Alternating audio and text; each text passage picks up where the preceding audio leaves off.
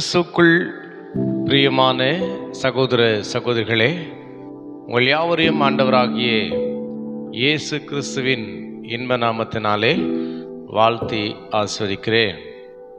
இந்த புதிய ஆண்டிலே கர்த்தர் இந்த 2026ஆம் ஆண்டிலே கர்த்தர் நம்மோடு கூட இருந்து தயவாய் நம்மை வழிநடத்தி கொண்டு வந்திருக்கிறார்.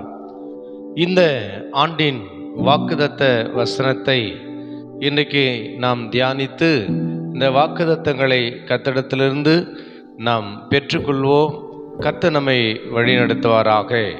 இப்பொழுதும் பிலிப்பியர் 4ஆம் அதிகாரத்திலே 19வது வசனத்தை வாசிக்கிற வேளையிலே, என் தேவன் தம்முடைய ஐஸ்வரியத்தின்படி உங்கள் குறைவை எல்லாம் கிறிஸ்து இயேசுவுக்குள் மகிமையிலே நிறைவாக்குவார். பிரியமானவர்களே, இன்றைக்கு குறைவு என்பது நம்முடைய வாழ்க்கையிலே அனுதினம் கேட்கிற ஒரு விஷயமாயிருக்கிறது. அது மற்றவரிடத்திலே நாம் அதிகமாய் இதை பற்றி நாம் பேசுகிறோம். நாம் எதிலே குறைவுபட்டிருக்கிறோம் என்பதை குறித்து மற்றவரிடத்திலே நாம் சொல்லிக்கொண்டே இருக்கிறோம். அருமையானவர்களே, நாம் ஒவ்வொரு விஷயங்களே நமக்கு குறைவு குறைவு குறைவு குறைவு. நமக்கு வரக்கூடிய வருமானம் அது குறைவுள்ளதாக இருக்கும். அருமையானவர்களே, நமக்கு தேவைகள் அநேகமாக இருந்தாலும் ஆனால் நம்ம வாழ்க்கையில குறைவு குறைவு குறைவு. இன்றைக்கு இந்த குறைவுகளை ஆண்டவர் தம்முடைய ஐஸ்வரியத்தின்படி அவர் மகிமையிலே நிறைவாக்குவார். அதை தான் நமக்கு வாக்குத்தத்தமாய் கொடுத்திருக்கிறார். வேதம் சொல்லுகிறது, நிறைவானது வரும் பொழுது குறைவானது உங்களை விட்டு ஒளிந்து போகும் என்று சொல்லி. பிரியமானவர்களே, நாம் எப்பொழுது குறைவுபட தொடங்குகிறோம், எப்பொழுது நாம் குறைவுபட தொடங்குகிறோம், நம்முடைய வாழ்க்கையில எந்த பக்கத்திலையும் 4 திசைகளிலும் நாம் ஆராய்வோமேயானால், கூர்ந்து கவனிப்போமேயானால் குறைவு குறைவு குறைவு. தேவனுடைய பிள்ளைகளே, வேதத்திலே நாம் லூக்கா 15ஆம் அதிகாரத்திலே பார்க்கும் பொழுது இளைய மகனை குறித்து நாம் பார்க்கிறோம். அந்நேரங்களே, அந்த இளைய மகன் குறைவுபட தொடங்கினான். எப்பொழுது என்றால், தகப்பனை விட்டு போகும் பொழுது, தகப்பனுடைய வீட்டை விட்டு போகும் பொழுது, தூர தேசத்துக்கு போகும் பொழுது, அநியாயமாய் தன்னுடைய வாழ்க்கையை பாவத்திலே ஒப்பு கொடுத்து செலவிடும் பொழுது, அருமையானவர்களே, அவன் குறைவுபட தொடங்கினான் என்று வேதத்திலே வாசிக்கிறோம். இன்றைக்கு நம்முடைய வாழ்க்கையிலே நமக்கு ஏற்பட்டிருக்கிற குறைவு எது நிமித்தமாக என்பதை நாம் முதல்ல கண்டு கொள்ள வேண்டும்.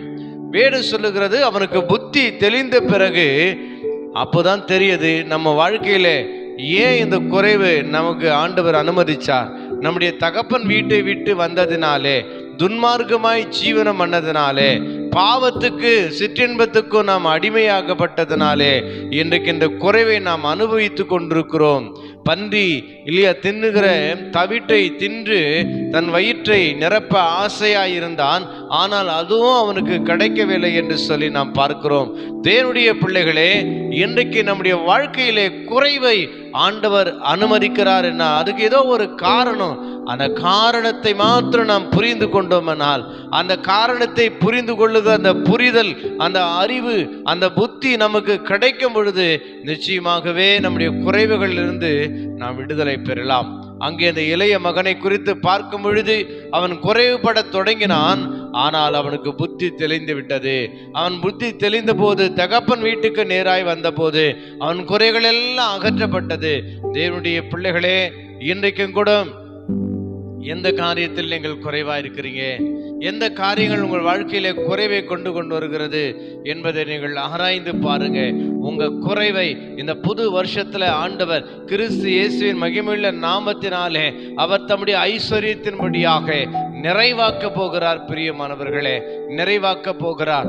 இன்றைக்கும் கூட அந்த நிறைவை நாம் பெற்றுக்கொள்ள வேண்டும். அதை தான் இன்றைக்கு கர்த்தர் சொல்லுகிறார். அந்த நிறைவு அவரிடத்துல தான் இருக்கிறது. குறைவு நம்ம கிட்ட இருக்குங்க, நிறைவு கர்த்தரிடத்துல இருக்கிறது. நம்ம ஞானத்துல குறைவுள்ளவர்களா இருக்கிறோம், அறிவிலே குறைவுள்ளவர்களா இருக்கிறோம், சில நேரங்களில் ஆரோக்கியத்திலையும் குறைவுள்ளவர்களா இருக்கிறோம், பொருளாதாரத்திலே குறைவுள்ளா இருக்கிறோம், எல்லா காரியங்களிலே நம்ம குறைவுள்ளவர்களா இருக்கிறோம். ஆனா கிறிஸ்து எல்லாவற்றிலும் நிறைவுள்ளவராயிருக்கிறார். அவருடைய ஐஸ்வர்யம் நிறைவுள்ளது, அவரிடத்தில் இருக்கிற ஞானம் நிறைவுள்ளது, அறிவு நிறைவுள்ளது, ஆசீர்வாதம் நிறைவுள்ளது, வல்லமை நிறைவுள்ளது. பிரியமான தேவனுடைய பிள்ளைகளே, இன்றைக்கும் கூட உங்கள் குறைகள் நிச்சயமாய் மாறும். அதுக்கு என்ன காரணம் என்பதை நாம் கொஞ்சம் நிதானித்தோன்னு சொன்னா நம்ம குறைவுகள் நிச்சயமாகவே மாறும். அந்த இளைய மகனை பார்க்கும் பொழுது தனக்கு ஏற்பட்ட குறைவுக்கு என்ன காரணம் என்பதை அவன் நிதானித்த போது அவனுக்கு புத்தி தெளிந்தது. அவன் புத்தி தெளிந்த போதுதான் அவனுக்குள்ளே அந்த குறைவுக்கான காரணத்தை கண்டுபிடித்தான். தன் தகப்பன் வீட்டை விட்டு அவன் தூரமாய் போனது, துன்மார்க்கமாய் ஜீவனம் பண்ணினது அவன் வாழ்க்கையிலே அவனுக்கு அனுமதித்த ஆண்டவர் குறைவு அதுதான் அப்படின்றத புரிந்து கொண்டான். இன்றைக்கும் கூட நீ எங்கே இருக்கிறீங்க, உங்க வாழ்க்கை எப்படி இருக்கிறது, நம்முடைய ஜீவியம் எப்படி இருக்கிறது, நாம் எல்லாவற்றிலும் குறைவுள்ளவர்களாய் இருக்கிறோம் என்று நம்ம குறைகளையே சொல்லி கொண்டிருக்கிறல்ல, நமக்குள்ளே இருக்கிற குறைவு என்ன, எதற்காக நாம் குறைவுபட்டு கொண்டிருக்கிறோம் என்பதை நாம் ஆராய்ந்தோன்னு சொன்னா ஆண்டவர் நிச்சயமாகவே நிறைவுள்ள ஒரு வாழ்க்கையை வாழ உதவி செய்வார். நீங்க எந்த காரியத்துல குறைவா இருக்கிறீங்க, எந்த காரியத்துல குறைவா இருக்கிறீங்க, இன்றைக்கு குறைவு குறைவு குறைவு குறைவு என்று சொல்லி உன் வாழ்க்கையிலே அநேக ஆண்டுகளை கடத்தி விட்டு நான் குறைவிலே, வறுமையிலே, தரித்திரத்திலே, நெருக்கத்திலே என் வாழ்க்கை போய் கொண்டிருக்கிறது, என் வாழ்க்கையில ஒரு நிறைவு இல்லை, சமாதானம் இல்லை, ஆசீர்வாதம் இல்லை, செழிப்பு இல்லை, வறட்சியாயிருக்கிறது என்று சொல்லி தேவனுடைய பிள்ளையை நீ கலங்கி கொண்டிருப்பாயா? ஏன் அப்படின்ற காரணத்தை நீ புரிந்து கொள். தேவ சமூகத்தில் உன்னை ஒப்புக்கொடு. தேவனுடைய வார்த்தைக்கு நீங்க கீழ்ப்படிங்க. நிச்சயமா இந்த புதிய ஆண்டிலே கர்த்தர் உங்கள் குறைவையெல்லாம் தேவன் தம்முடைய ஐஸ்வர்யத்தின்படியாய் நிறைவாக்கி உங்களை ஆசீர்வதிப்பார் என்பது சந்தேகமில்லை. கர்த்தருடைய நாமத்திலே உங்களை வாழ்த்துகிறேன், ஆசீர்வதிக்கிறேன். உங்கள் குறைவுகள் எல்லாவற்றையும் ஆண்டவர் மாற்றி நிறைவை ஈந்தருள்வாராக. God bless you. God bless you.